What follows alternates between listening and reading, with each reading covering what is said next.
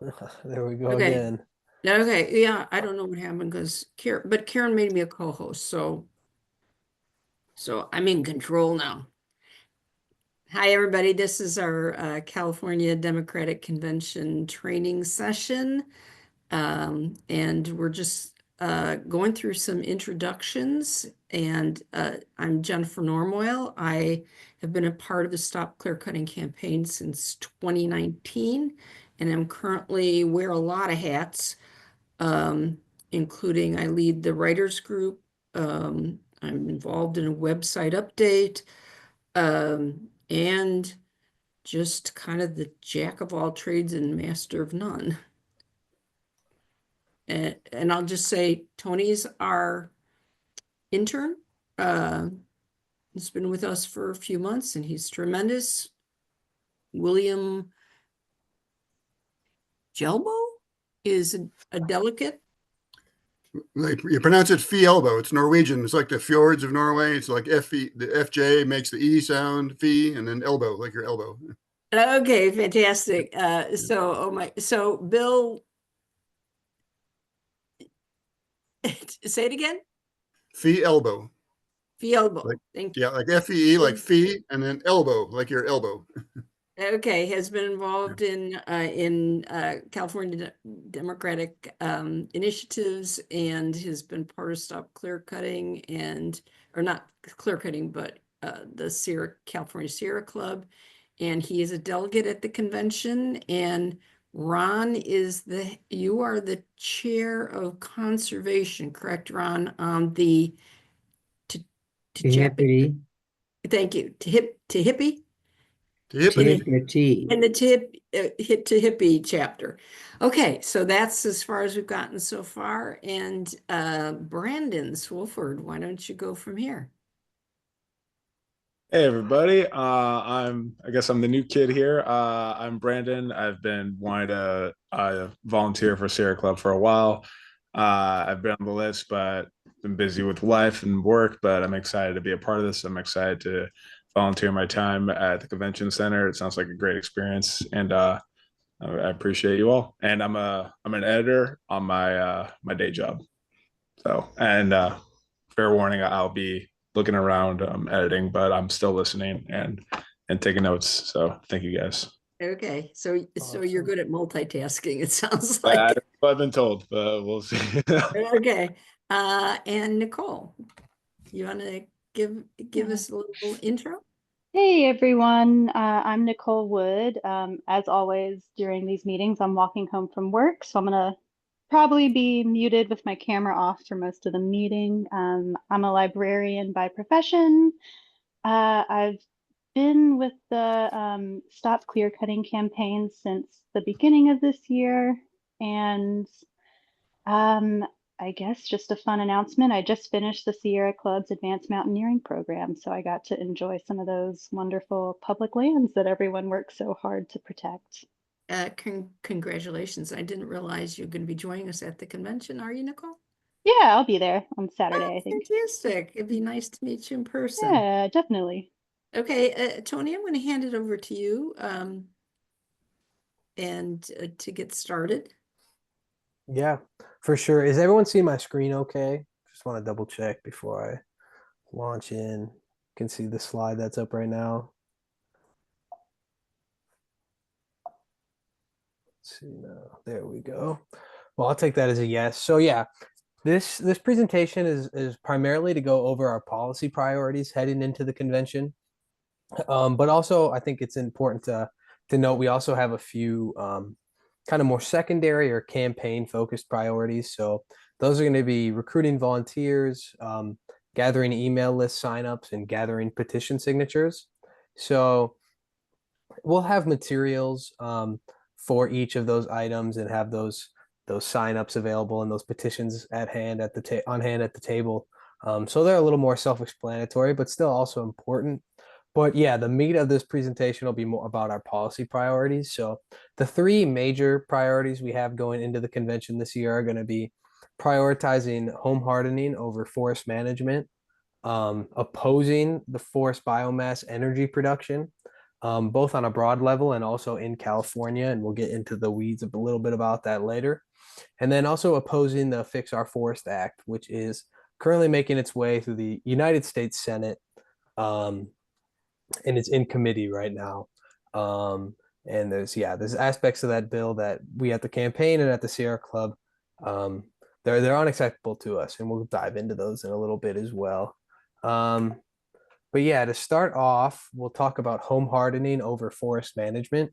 So policymakers in California, especially when it comes to wildfire, have really bought into the idea that remote forests need to be actively managed in order to reduce wildfire frequency and severity. So this includes thinning, which is the removing of understory and underbrush and smaller trees out of a forest. And it also can include harvesting more whole, mature, full-grown trees as well. But we at the club and at the Stop Clear Cutting campaign believe that home hardening should take more prominence than it currently is. Because when we look at the urban firestorms, especially like what we saw in LA in January, it's not forests or the underbrush or the understory of a forest that's really causing these fires to destroy so much property. It's the homes themselves that are catching on fire. So instead of doing fuel reduction in the forest, we believe we should be doing fuel reduction in our communities. And that means reducing the amount of flammable materials on the exterior of our homes. And so replacing those flammable materials that have been used to build the exterior of a home with fire resistant ones. So this can take a lot of shapes and forms, as you can see in the graphic there. But some of the major I suppose steps you take when home hardening include replacing like wood shingle roofs and wood siding with fire resistant materials. And also like covering up vents with metal mesh that would stop embers from flying in and smoldering inside your vents and starting a fire. Because about 60 to 90% of homes that are destroyed in these urban firestorms they ignite because embers fly in front of the fire front and then they land on homes. So if you can make the exterior of your home more resistant to these flying embers, you can really increase the chance your home has at surviving one of these more catastrophic events. And then also under this idea of home hardening is creating defensible space. So there's 3 zones to consider when it comes to defensible space. Zone 0 is within 5 feet of the home. So this is a lot of times you'll hear like CAL FIRE in the state talk about having a sterile zone 0. So that means having completely all non-organic material in that 5 feet around your home. So if you have like mulch or plants or even like wooden structures like a garden trestle or anything that's going right up to the side of your home, it should be removed and replaced with either like poured concrete or gravel.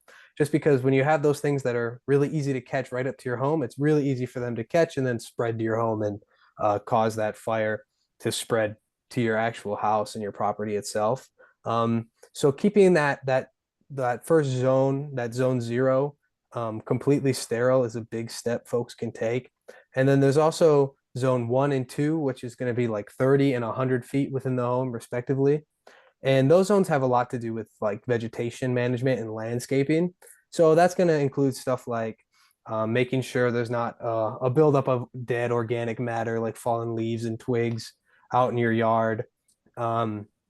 Keeping your plants separated so that they're not, like if you have trees, they're not touching at the canopy. So if one tree does light on fire, it's not going to spread it to the other plants in your yard and move closer to your home. Those types of things are all going to be associated with zone 1 and 2 as they're further out into your property and your yard. And right now, only about 2% of California's wildfire resiliency budget is allocated to home hardening. So that includes a small pilot program that's hardened about like 21 homes. But we would like to see some major increase in the spending to both fund like tax credits and grants, so it's easier for people to complete these projects because it can be a very large upfront cost to harden your home. And then also education. And more education programs around home hardening are needed just because folks don't really know it's that big of an issue. And they don't know the efficiency and how effective it can be in actually protecting your property. So we would like to see more funding come from CAL FIRE and from the governor's office when it comes to home hardening. Moving on to forest thinning, because Sorry, Tony, can we go back and could I just yeah, make a couple comments? Um, yeah, So just in terms of like the concept of like we have to do all this thinning because there's this overgrown forest narrative that because of the century of fire suppression, the forests are overgrown and too dense, um, and that has driven this narrative of we got to thin them to prevent wildfires. But thinning, and maybe you're going to go into this on your next slide, but so I'll hold off on going into that any further. But this narrative has been glommed onto by the timber industry to make a case for doing more thinning, and the way it's being done without any environmental oversight whatsoever or regulations, because it's all being done in the name of an emergency. But there's an abundance of data that shows otherwise. We'll probably go into that on the next slide. The Sierra Club as a whole, not just us, but the Sierra Club as a whole believes that wildfire risk reduction needs to think about people and their property first, and start from the home and move outward rather than starting in the forests and moving inward. And I think that's an important kind of concept to think about. Home hardening is proven, has been shown to have proven value. Thinning is very controversial, and many wild scientists are now coming to the standpoint that can actually do more harm than good. So we want to prioritize home hardening and community hardening, community preparedness, with things like evacuation routes and early alert systems, et cetera, as the primary means of preventing the loss of life and property from wildfires. The other thing I'm just going to say about this overgrown forest narrative and why this is causing so many wildfires, if anything, it might impact the behavior of surface fires in forests. But today's wildfires are wind driven. They're driven by climate. They're driven by low humidity, making dry vegetation an ignition source, and high winds carrying this fire, these flying embers all over the place. And these wind-driven fires are most responsible for the destruction to people and property that we've seen. So I'll stop there. yeah. Thank you. Those are excellent points, Jennifer. Sorry. Yeah, and we are about to get in a little bit on to thinning, just because, yeah, we mentioned it a lot there about home hardening, and Jennifer just kind of summed it up nicely. But yeah, we find issues with home hardening because, yeah, I suppose, yeah. So like Jennifer laid out just now, but I'll just recap it really quick. The idea behind thinning is, yeah, that there's too much fuel feeding these fires that start out in the forest, and we need to reduce that fuel, and then we'll reduce the severity and frequency of wildfires. Um, but yeah, so the problems with that hypothesis are kind of that thinning in a remote forest isn't really going to affect what's happening in urban areas. So if you're thinning out in the Sierra Nevada or in the Los Padres National Forest, it's not going to affect how fire behaves in LA or San Francisco or San Diego. Like we saw in LA, it's the homes, the fire spreading from home to home, which is really the culprit for why these become so devastating and destroy so much on a widespread scale.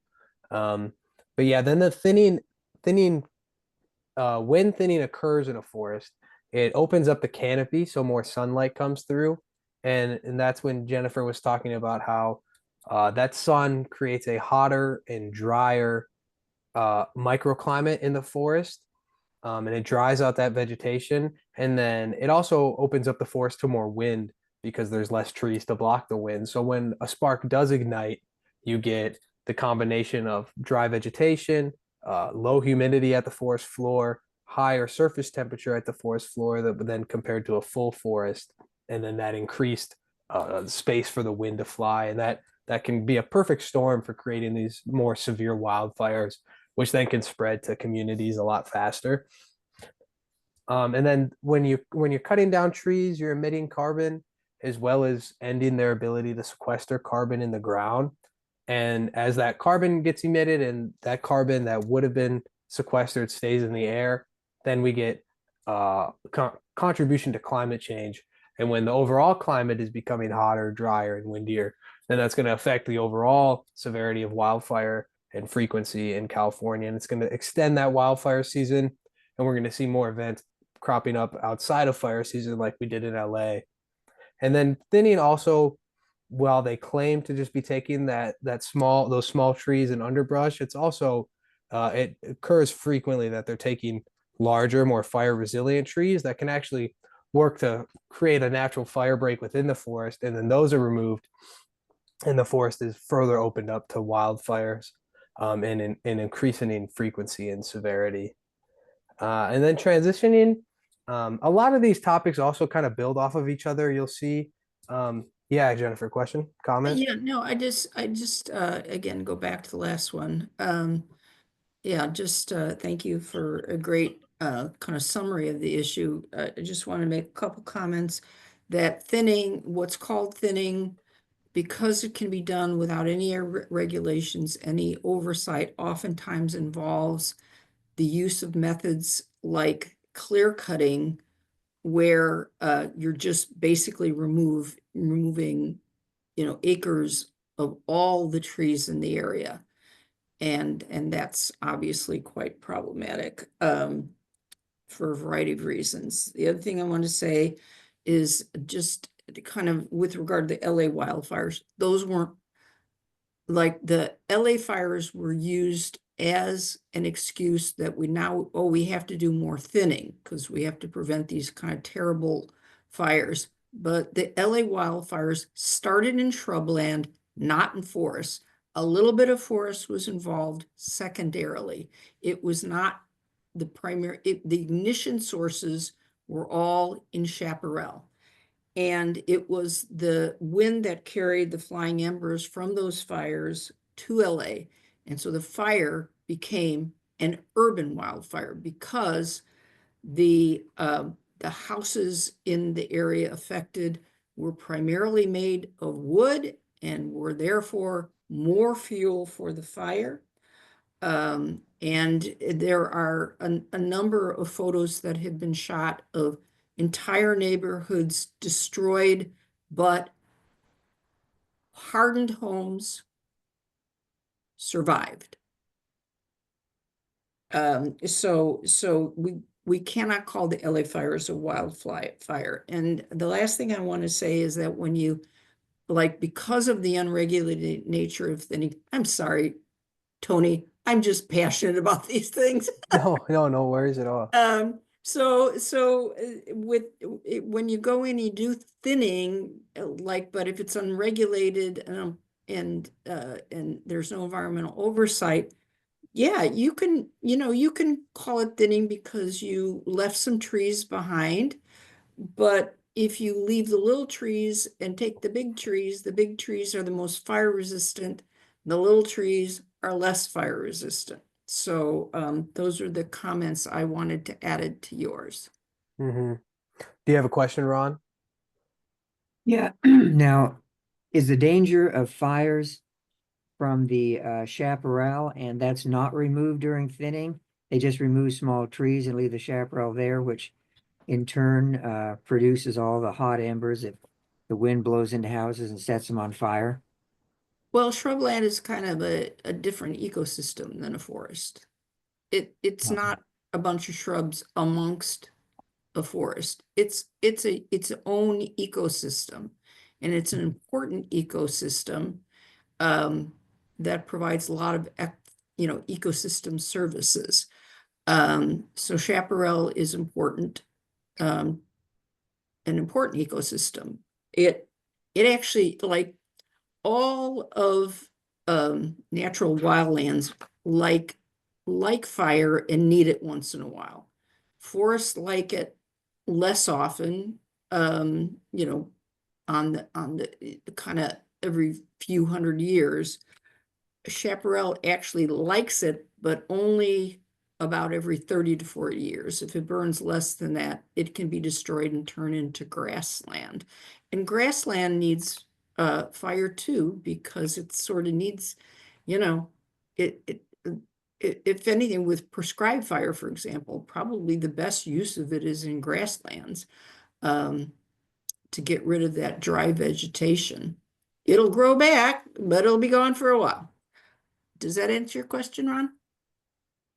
Yeah, I was thinking that chaparral would grow among the big trees, but that's not the case.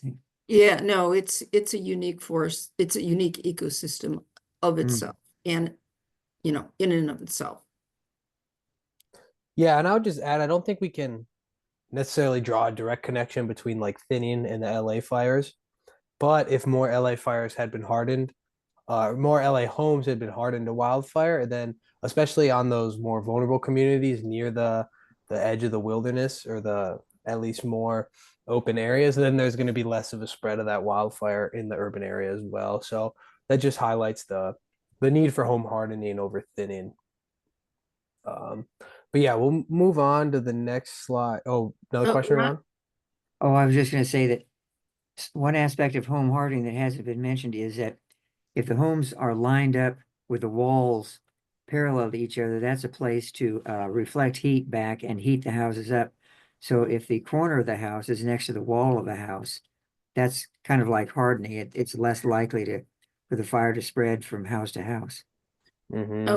yeah, there's a lot of nuance that, about community, like how to prepare a community, and even like offsets between the homes is important, where you want at least 20 feet, minimally 20 feet between structures, because if one house burns, the temperatures go up to like 2 to 3,000 and can basically cause the house adjacent to it to explode due to radiant heat. So yeah, the fact that in a lot of communities, homes are crammed together is another factor that can exacerbate an urban fire. Mm-hmm. Cynthia, I saw you had your hand raised. Did you have a question or comment? Yes, I did. I realized I logged on for the next meeting early, but I'm glad I did. So I'm just going to leave if it's all right. I just launched a public lands committee for Santa Cruz County, and forestry happens to be a great part of that. So if you don't mind, I'll just listen in. Yeah, Awesome. please. Welcome. Yeah. Awesome. Thank you. And since you're dealing with public lands in general, can I put in a plug, like there's going to be a vote in the House tomorrow Oh, whether to accept the amendment about selling the public lands in the budget reconciliation bill. oh boy. This is an opportunity today to call your representative, and I'll put a phone number in the chat. Call your representative, leave a message, urge them to oppose this bill, which is undemocratic. Who wants a McDonald's in the middle of Yosemite Valley? Who Not wants me. Yellowstone to be mined? Um, It's is this the same I've done action calls with the Wilderness Society and with Patagonia. But is there an action or an add up with Sierra Club that I can refer to send it out to more people? I think the important thing to do today is to call today because the vote is tomorrow. Oh, okay. Yeah, so Well, there's no time to be sending out emails. Send out an email with this phone number and tell all your peeps to call it. well, I'm in California, so they are closed in Washington right now. Yeah, they are, but but what the phone number does is it puts you in Okay. contact with the National Sierra Club Nationals. And Oh, okay. and they then transfer you to whoever your representative is. And you like I called today at like 1 minute to 5 and I talked to a real person in Representative Kevin Mullen's office.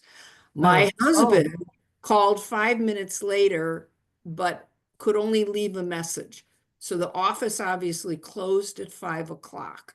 So, presumably most gotcha. representatives have a message line. So you can still call and it'll still be logged. Okay. Okay, I sorry. got the number. Thank Okay, you. great. Sorry to digress, Tony. No, I just don't want to interrupt your meeting. So go, Thank you. go. Yeah, thank you. I got the message and I'll follow through. Okay, thanks. And if That's you can awesome. come join us at in Anaheim at the Democratic Convention, let us know. Oh, yeah, I'd love to. Send me, Oh, I'll put my email in and you can send me all the info. yeah, maybe That'd be Tony, great. put your email in the chat. Yeah, I can do that as well. We can always use more bodies. Yeah. And a shout out to Ron there. Awesome. All right. Okay. All right.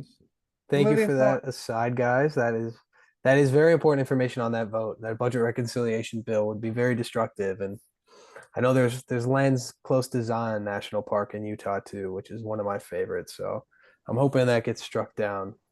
But yeah, so moving on to forced biomass energy, this is going to be our second major policy priority at the convention. Um, Biomass is it's a relatively new form of energy. It's hasn't the industry itself has not been very large for very long. Um, but basically, the process is taking woody organic material, which the industry claims most frequently that they're only using residue or byproduct from, say, a timber project that would have otherwise just been either thrown away or thrown into a wood chipper, or they claim that they're using stuff that's been thinned from like a wildfire mitigation project. Um, and so they claim that they're using they're saving this waste, um, taking it to these facilities, turning them into little wooden pellets that are then shipped around the globe to be burned for energy and electricity. Um, but this industry is much dirtier and less green than they like to claim. They greenwash it a lot. So it is pretty well documented that they are taking more than just slash piles and byproduct from logging projects. It's well documented that they're taking whole mature trees and they're cutting them down and bringing them to these plants because it's a pretty complicated and expensive process turning wood into pellets. So for it to be economically feasible, they need these large masses of wood. So they need full trees and they need the core of their trunks for their economic model to be really feasible. Um, and there's a lot of carbon that's associated with the production of these pellets. Because if you think about it, you need heavy equipment to harvest the wood, which is going to emit carbon. And then you need to transport the trees to a facility, which is going to emit carbon. And then there's a lot of carbon emitted while you process the trees and turn them into pellets at the pelletization facility.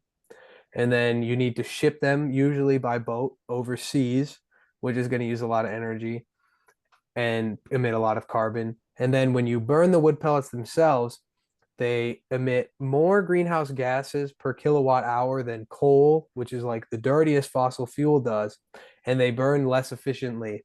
So it's really a lose-lose industry. Our forests lose, and the earth loses. And then on top of all of that, the pelletization facilities emit very harmful particulates and pollutants, which is detrimental to the human health of nearby communities. We actually have a blog on how some of these communities were affected in Mississippi, on our blog site. But most of these communities that live near these facilities tend to be already disadvantaged communities. So on top of all of that, it's an environmental justice issue as well, because these people who have been subjected to living near plants and living near toxic air and water, it's happening all over again when they build these new plants, which have really no value at all to the earth or to the communities that live near these facilities. And one of facility that we're particularly concerned with, because it is in California, is this proposed GSNR project. GSNR is the Golden State Natural Resources. It's a corporate entity that was created as a joint initiative of the Golden State Finance Authority and then the Rural County Representatives of California. So those are both groups that are supposedly representing rural Californians through policy and through development. But they're proposing the construction of two large pelletization plants in Lassen and Tuolumne counties. And the project would include opening up 18 of California's 20 national forests to increase logging annually.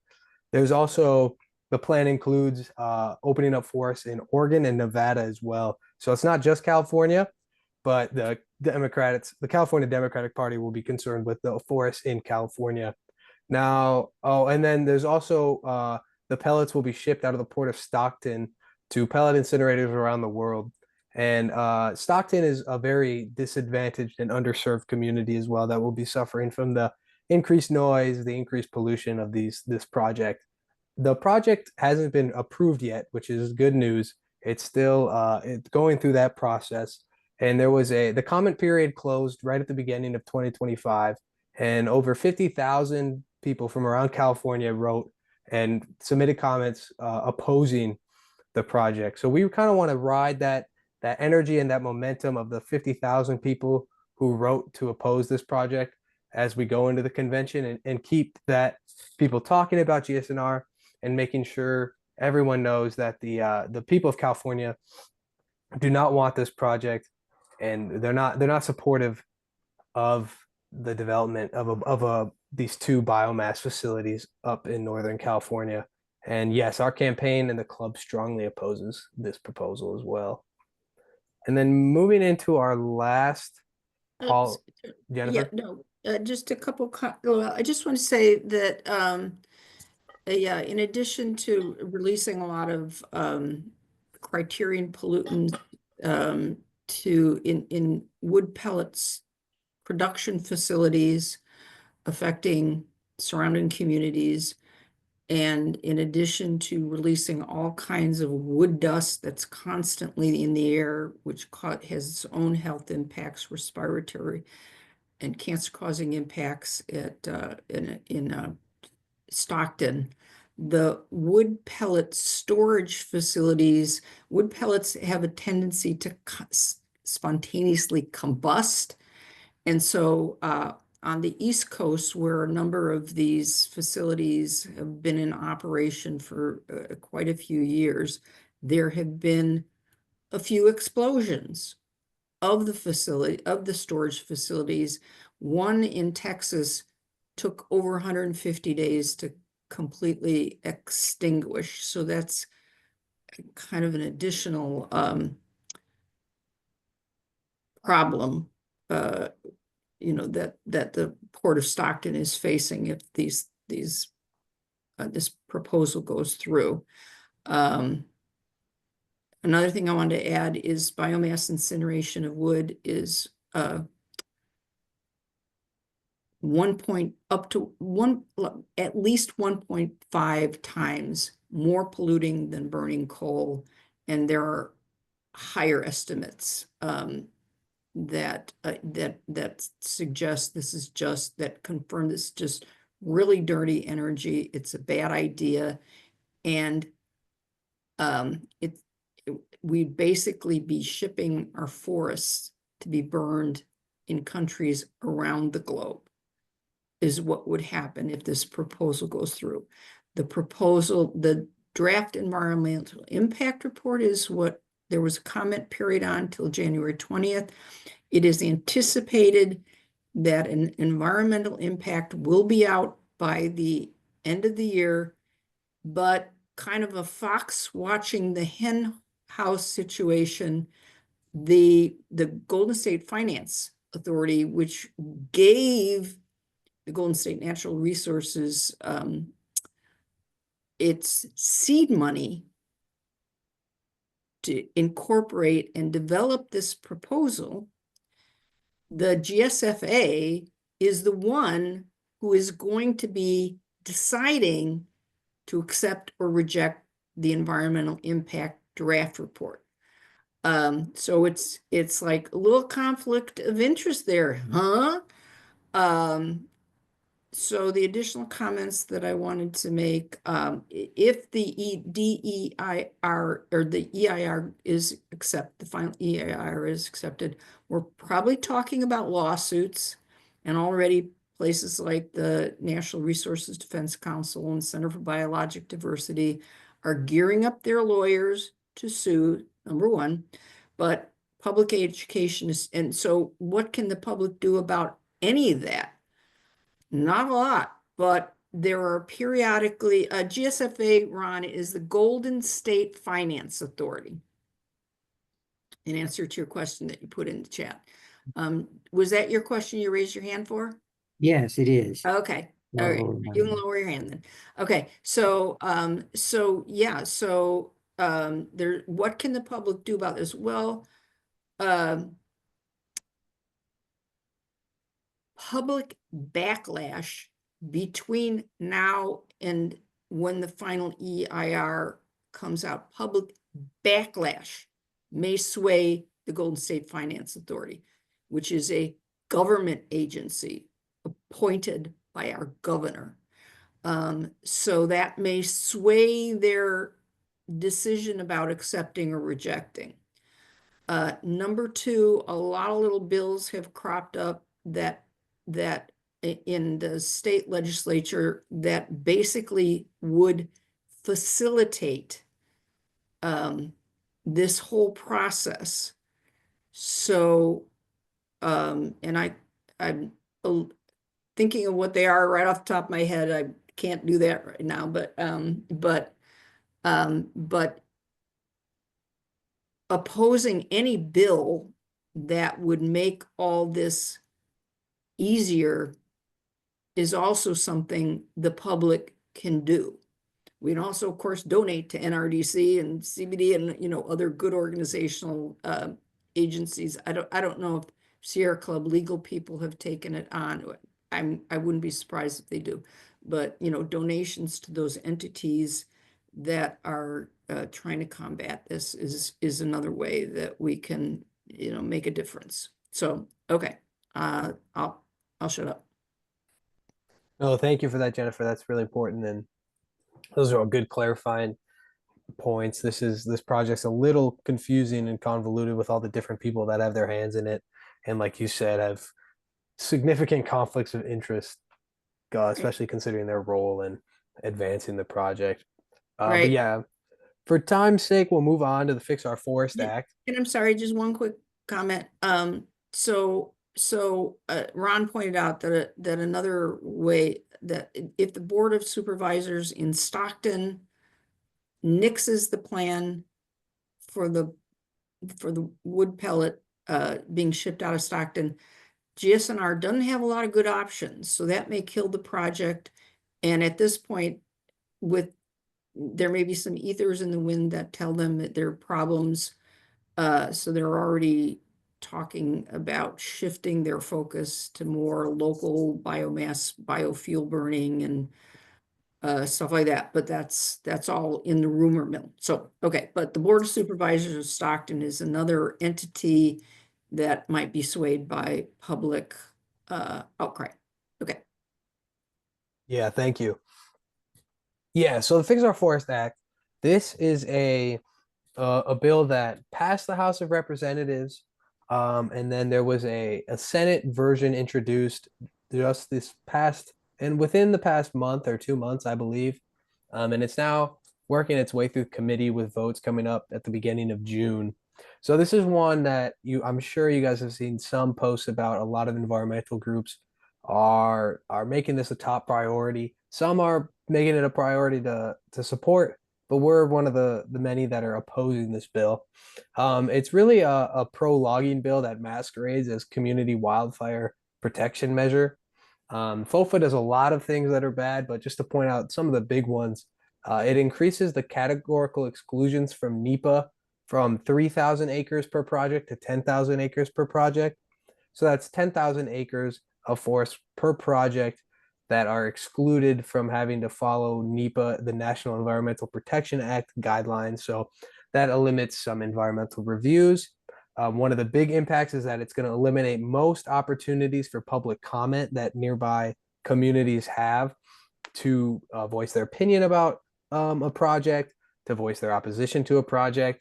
It really hamstrings the ability for local groups to organize and get people's voices heard when it comes to these projects. And then also, the bill would reduce the statute of limitations for legal challenges to projects that include forest or touch on forest management from 6 years all the way down to 150 days.